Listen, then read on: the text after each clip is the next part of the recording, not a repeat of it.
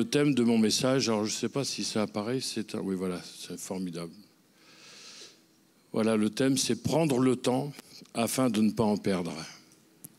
Et je crois que la prière, entre autres, est un élément indispensable, incontournable, que nous devons explorer encore plus, parce qu'il est évident que nous pouvons parler de la prière de toutes sortes de manières, mais depuis quelque temps, j'essaie d'approfondir les choses.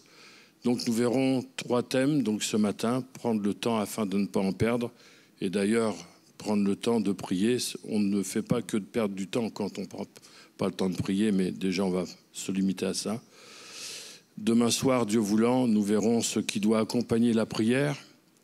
La prière étant le plat principal, vous savez qu'un plan principal peut être raté si ce qui accompagne n'est pas au niveau. Et il faut que ce qui accompagne la prière soit au niveau de la prière. Et puis nous parlerons aussi, pas d'une manière parfaite, mais nous essaierons d'aborder un peu la puissance de la prière. J'aimerais que nous prions encore pour que le Seigneur nous aide à partager sa parole.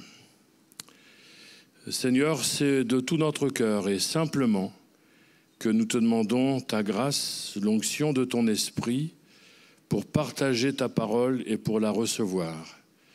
Nous en avons besoin, Seigneur, sans toi nous ne pouvons rien faire et nous te prions pour que ta parole descende au plus profond de nous et nous amène à saisir et à un véritable changement, progrès si c'est nécessaire pour nous. Merci Seigneur, parce que tu crées en nous le vouloir et le faire, et nous t'en remercions au nom de Jésus. Amen. 2 premières lectures, les autres, à part les textes plus longs, les autres vous seront projetés. La première se situe dans le livre de l'Exode. Donc votre pasteur m'a dit jusqu'à -20, c'est 12h, 13h, 40, c'est ça, non? C'est pas, non? Ok. Il préfère baisser la tête. Hein. Exode 24.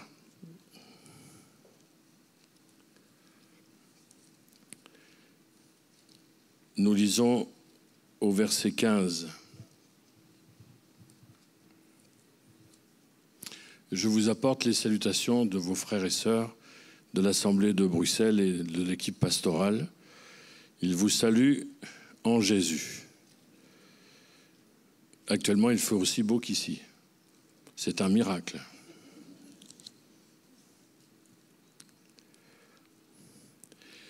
Moïse monta sur la montagne et la nuée couvrit la montagne. La gloire de l'Éternel reposa sur le mont Sinaï et la nuée le couvrit pendant 6 jours. Le 7e jour, l'Éternel appela Moïse du milieu de la nuée. L'aspect de la gloire de l'Éternel était comme un feu dévorant sur le sommet de la montagne, aux yeux des enfants d'Israël. Moïse entra au milieu de la nuée et il monta sur la montagne. Moïse demeura sur la montagne 40 jours et 40 nuits. Et nous savons tout ce qui va se passer, tout ce que Dieu va lui dire, lui décrire comme étant le fonctionnement de la maison, de la tente, où Dieu a dit que c'est là qu'il rencontrerait le peuple. Donc des choses très importantes, mais qui vont commencer par un temps d'attente qui a dû paraître infiniment long pour Moïse. Dieu convoque Moïse et il ne lui dit rien. Alors je ne sais pas s'il y avait une salle d'attente, mais pendant 6 jours, alors que Dieu a convoqué Moïse, Moïse attend. Il n'a pas fait comme Saül, l'homme selon la chair, qui, lorsqu'il a vu que Samuel n'arrivait pas, s'est impatienté. Il a commis l'erreur qui a permis à Dieu de le destituer. Son règne devant Dieu n'a pas duré longtemps, même si, semble-t-il, il est resté 40 ans sur le trône, mais il était déjà déchu dès les premiers instants. Mais Moïse, l'homme selon Dieu, l'homme selon l'Esprit, va savoir attendre. Parce que si Dieu lui a demandé d'être là, il sait que même s'il faut attendre, ce qui va suivre est capital. Et je crois, mes bien-aimés, que lorsque Dieu nous invite de multiples manières, tout au long de sa parole, à savoir prendre le temps, c'est que lui sait pourquoi, et que nous avons besoin, par ce moyen, entre autres, d'être de ceux qui savent prendre le temps. Parce que si nous savons prendre le temps devant Dieu, nous savons que derrière, il y a des choses essentielles.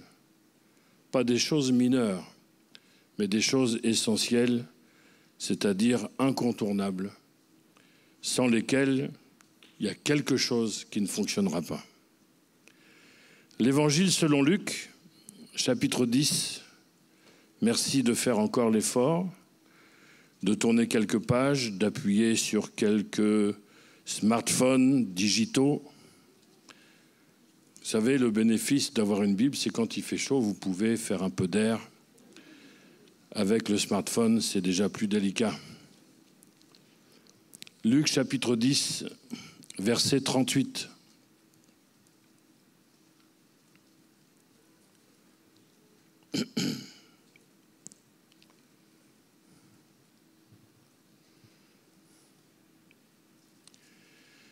Comme Jésus était en chemin avec ses disciples, il entra dans un village et une femme nommée Marthe le reçut dans sa maison. Elle avait une sœur nommée Marie qui, s'étant assise au pied du Seigneur, écoutait sa parole. Marthe, occupée à divers soins domestiques, survint et dit « Seigneur, cela ne te fait-il rien que ma sœur me laisse seule pour servir ?»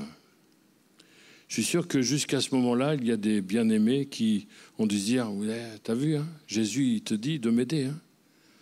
Mais il faut attendre la suite. » Parfois, vous savez, on prend les versets qui nous arrangent. Hein. Dis-lui donc de m'aider. Le Seigneur lui répondit « Marthe, Marthe, tu t'inquiètes et tu t'agites pour beaucoup de choses. Une seule chose est nécessaire. Marie a choisi la bonne part qui ne lui sera point ôtée. » Je suis convaincu que Jésus n'a jamais eu la pensée d'opposer les tâches domestiques aux tâches spirituelles. Il ne faut pas les utiliser l'une contre l'autre. Je ne crois pas non plus que Jésus nous demande d'avoir une vie déséquilibrée, dans le sens où lorsqu'il y a des choses d'urgence, ou tout simplement même, on ne pourrait jamais dire à son patron « Patron, aujourd'hui j'ai 1 heure en retard parce que j'ai loué Dieu. » Et voilà, c'est... Non. Mais quand nous avons 2 choses à faire qui ne revêtent pas d'un caractère essentiel de la vie ordinaire, vers quel choix nous portons-nous? Qu'est-ce que nous préférons faire? Pour nous, quelle est la chose la plus nécessaire, la plus utile, la plus importante?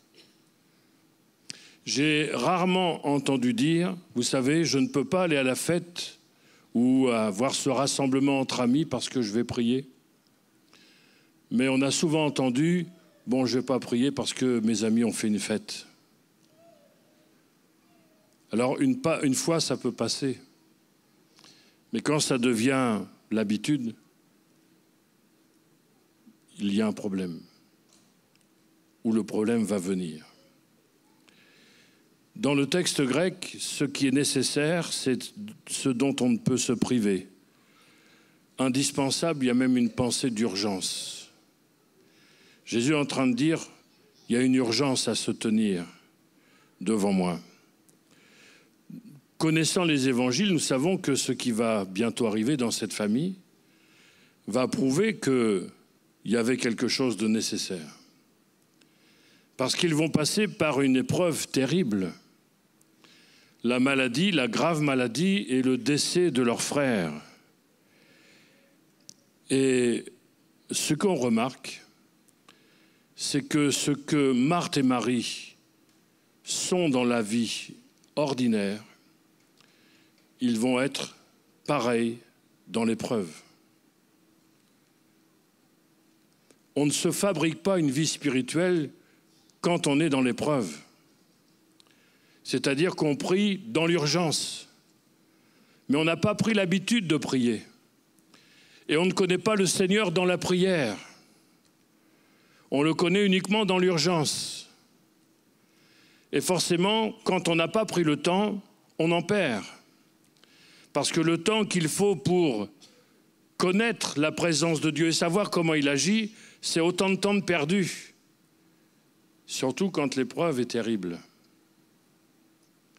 Regardons les réactions de Marthe et de Marie lorsque Jésus vient. Jean chapitre 11, verset 21. Verset 20, lorsque... Oui, non, 20, c'est bien. Lorsque Marthe apprit que Jésus arrivait, elle alla au-devant de lui, tandis que Marie se tenait assise à la maison. Marthe dit à Jésus, « Seigneur, si tu avais été ici, mon frère ne serait pas mort. » On continue.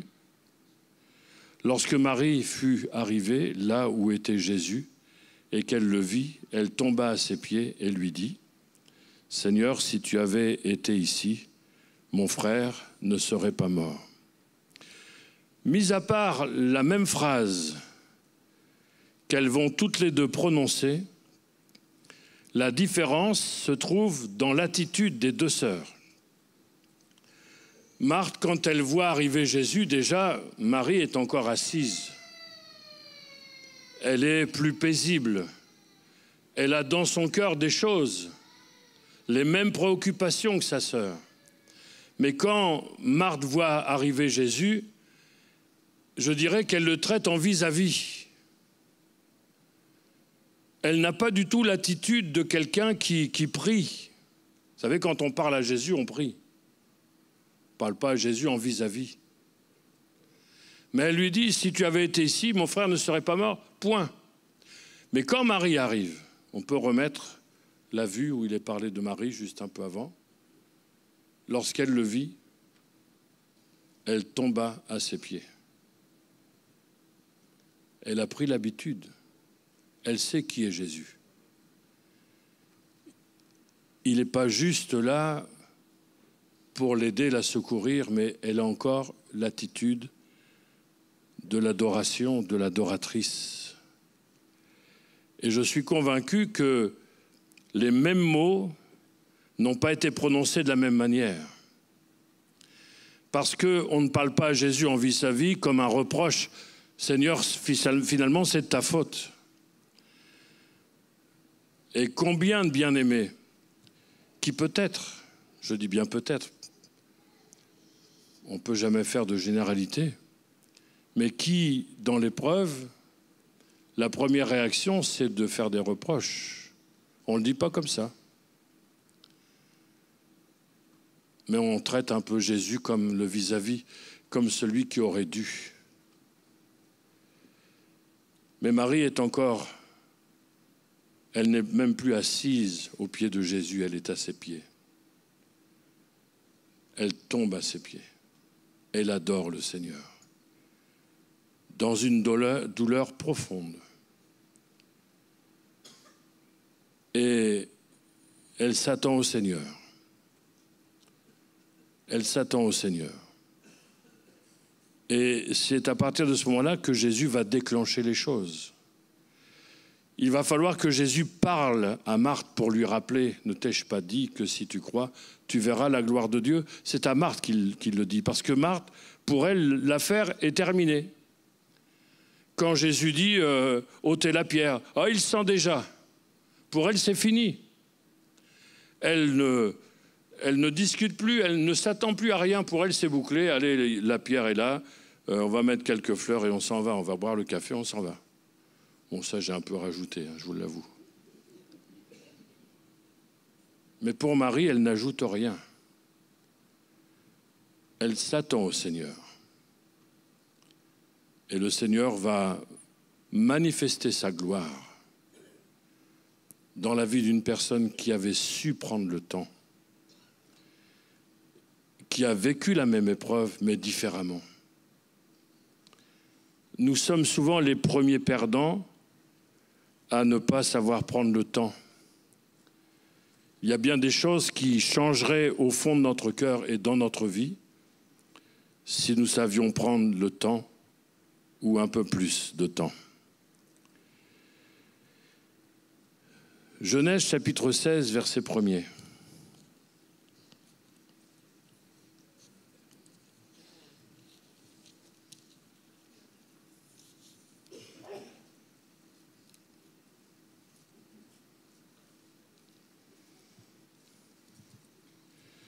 J'ai mis ce sous-titre, comme je ne vous connais pas, pour la plupart, j'en suis d'autant plus libre, mais j'ai mis ce sous-titre-là dans nos problèmes de mariage, de fécondité, de couple, de problèmes familiaux.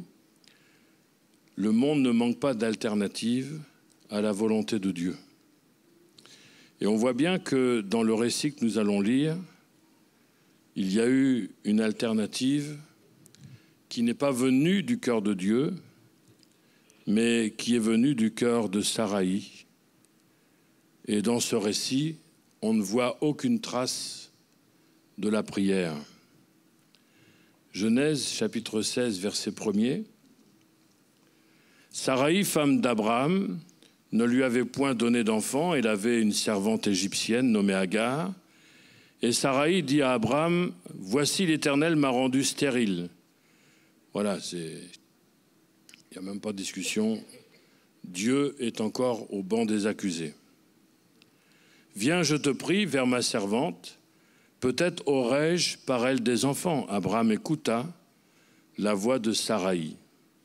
Alors Saraï, femme d'Abraham, prit Agar, l'Égyptienne, sa servante, et la donna pour femme à Abraham, son mari, après qu'Abraham eut habité 10 années dans le pays de Canaan. Il alla vers Agar, et elle devint enceinte. Quand elle se vit enceinte, elle regarda sa maîtresse avec mépris. Et Saraï dit à Abraham, « L'outrage qui m'est fait retombe sur toi. » Ça, c'est facile. « J'ai mis ma servante dans ton sein, et quand elle a vu qu'elle était enceinte, elle m'a regardé avec mépris. Que l'Éternel a... » Une fois que le problème est là, on prie. Que l'Éternel soit juge entre moi et toi. Abraham répondit à Saraï, « Voici ta servante est en ton pouvoir. Agis à son égard comme tu le trouveras bon. » Alors Saraï la maltraita et Agar s'enfuit loin d'elle. Et nous savons tout ce qui va se passer ensuite. Visiblement, à aucun moment, en tout cas avant l'épreuve, avant de trouver une solution, que je ne juge pas, parce que c'était une solution. Mais quand on voit le fruit ou les fruits de cette solution, on s'aperçoit que certainement pas, c'était certainement pas le plan du Seigneur. Aucune trace de prière. Rien à voir avec Anne, la mère du prophète Samuel, qui s'est retrouvée dans la même situation. Mais ce n'est pas elle qui a dit que l'Éternel l'avait rendue stérile. Et puis, dans l'épreuve, Anne ne réagit pas de la même manière. Saraï, elle, dès qu'elle voit que Agar la méprise, etc., je ne dis pas que c'est bien, mais tout de suite, elle se plaint. « Oh, maintenant, voilà, elle a un enfant. » Visiblement, ce n'est même pas l'enfant qui l'intéresse. C'est le traitement qu'Agar lui fait qui lui déplaît. Si vraiment l'enfant avait été l'objet de son désir, elle serait passée par-dessus, même si la situation n'était pas formidable. Mais ça ne lui plaît pas. Agar me regarde avec mépris. La mère de Samuel, Anne, elle a supporté plusieurs choses. Elle a supporté 3 choses. Mais à aucun moment, elle ne va varier dans son attente du Seigneur. Elle va supporter Pénina, qui à chaque fois qu'elle montait au temple, la mortifiait. Pénina, ça signifie corail. C'est beau, mais c'est dur. Il ne faut jamais se fier à l'apparence. C'est aussi beau que c'est dur. Elle va supporter son mari, qui, semble-t-il, n'avait pas tout compris, puisqu'il va dire à sa femme, « Mais moi, je vaux mieux pour toi que 10 fils. » Il n'a rien compris. Dites ça à une femme qui a vraiment à cœur d'avoir un enfant, elle va vous regarder. Mon pauvre petit gars, si tu savais. On ne peut pas comparer les choses. Il était gentil, Elkana. Très gentil. Et elle va supporter le leader religieux. Alors, de ces trois-là, bon, il y en a un qui est gentil. Mais Élie, il y avait longtemps qu'il avait vu quelqu'un prier, parce que quand il voit que Anne est en train de prier, il dit, bon, va cuver un peu ton vin, même si c'est du Bordeaux, c'est pas bien. Vous vous rendez compte, quand on commence à confondre l'ivresse avec quelqu'un qui répand son âme. Il y avait longtemps qu'il ne savait plus ce que c'était que se tenir devant Dieu. Mais Anne va persévérer. Même à Élie, elle va lui répondre avec une délicatesse enviable. Vous imaginez si votre pasteur, là vous êtes en train de prier, et bon, bon, j'en rajoute pas. C'est terrible. Mais elle est devant Dieu. Rien ne la touche. Rien ne la préoccupe plus que de vouloir porter du fruit et d'être un instrument de bénédiction entre les mains de Dieu. Elle supporte tout parce qu'elle a appris à se tenir devant Dieu, à gérer ce qui est au-dessus, ce qui est nécessaire, indispensable, incontournable. Et Dieu va l'exaucer. Je crois, bien-aimés, que nous avons vraiment besoin de, vous et moi et vous, de nous rappeler que les solutions de Dieu sont souvent plus coûteuses que les solutions que le monde apporte. Elles sont parfois plus lentes à venir. Elles demandent parfois plus d'efforts que toutes les solutions toutes prêtes que le monde peut apporter. Mais celles de Dieu ont toujours des conséquences bénissantes et glorieuses. Regardons Josué chapitre 7. Peut-être que là j'ai mis le... J'ai pas mis? Ok, je retire. Josué chapitre 7, verset 1er.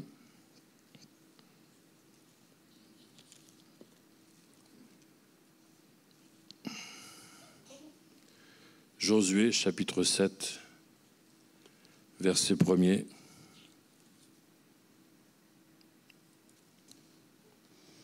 C'est le dernier exemple que nous prenons ce matin.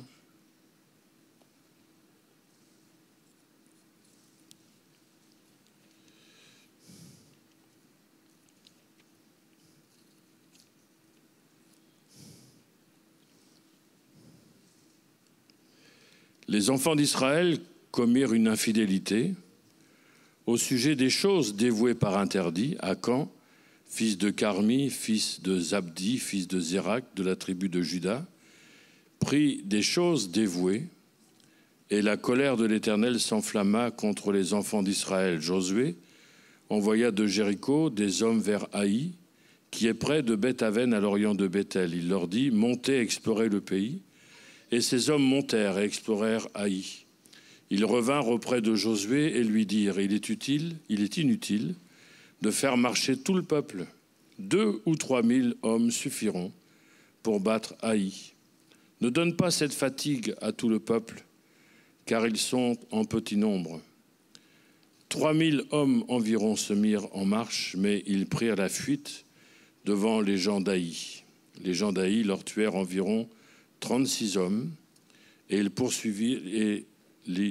les poursuivirent depuis la porte jusqu'à Shebarim et les battirent à la descente. Le peuple fut consterné et perdit courage. Nous lisons la première partie, nous lisons le verset 10. L'Éternel dit à Josué, lève-toi, pourquoi restes-tu ainsi couché sur ton visage?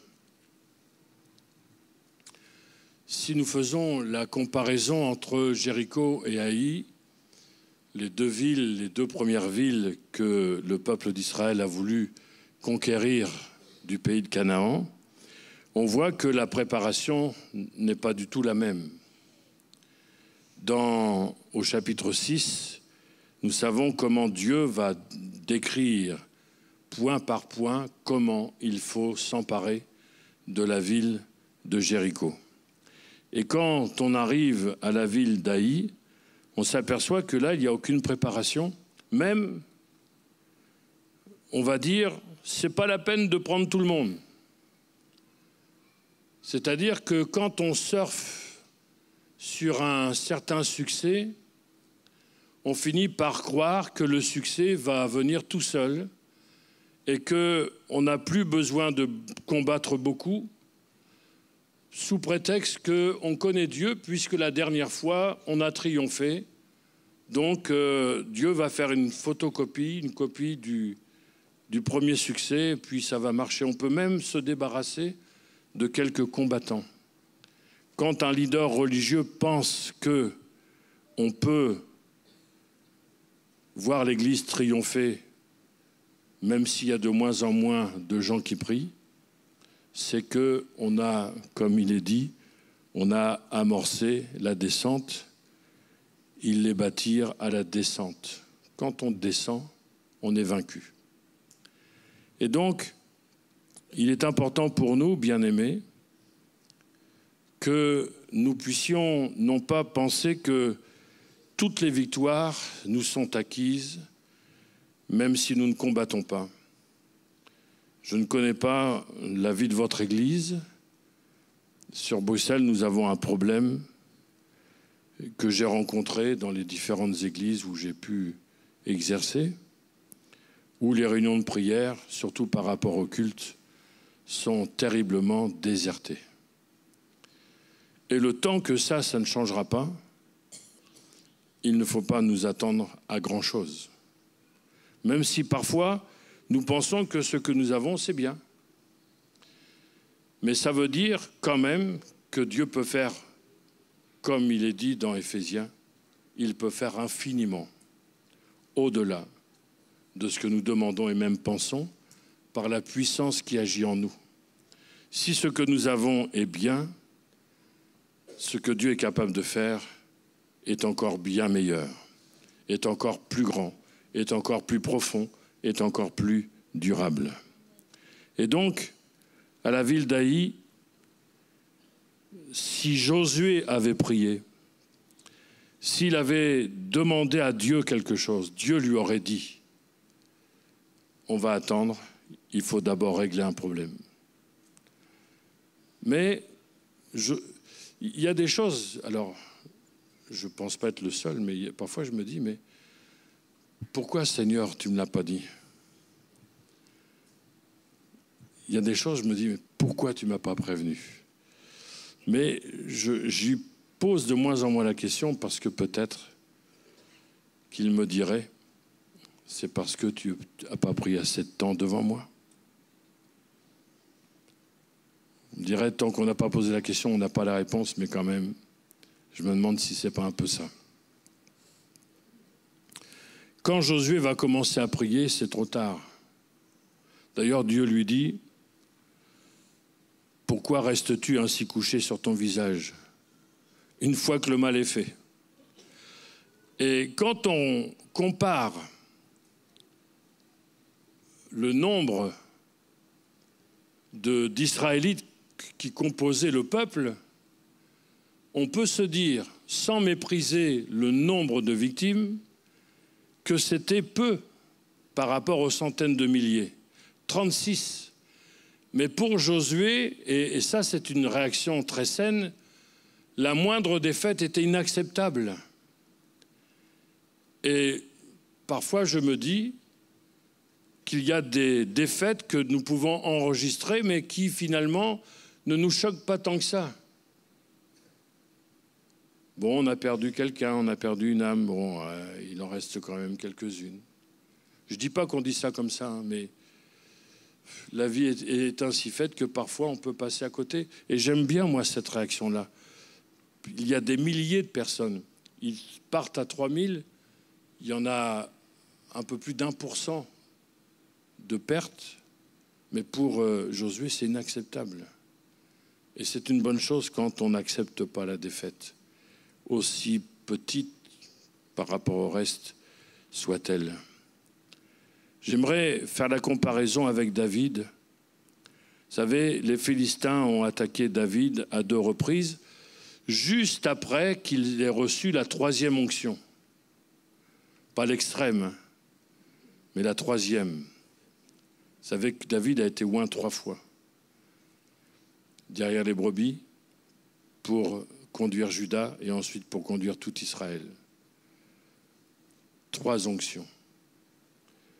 Mais l'onction qui repose sur David ne l'a jamais empêché, il y a des exceptions dans sa vie bien sûr, mais d'une manière générale, en tout cas jusque-là, ne l'a jamais empêché de dépendre de Dieu. Même si nous avons fait des expériences extraordinaires, surtout quand on a dégommé Goliath.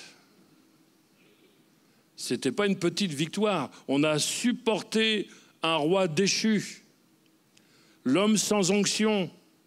Le Saint-Esprit s'est retiré de Saül. Il y a vraiment l'homme selon l'esprit, l'homme selon la chair avec David et Saül.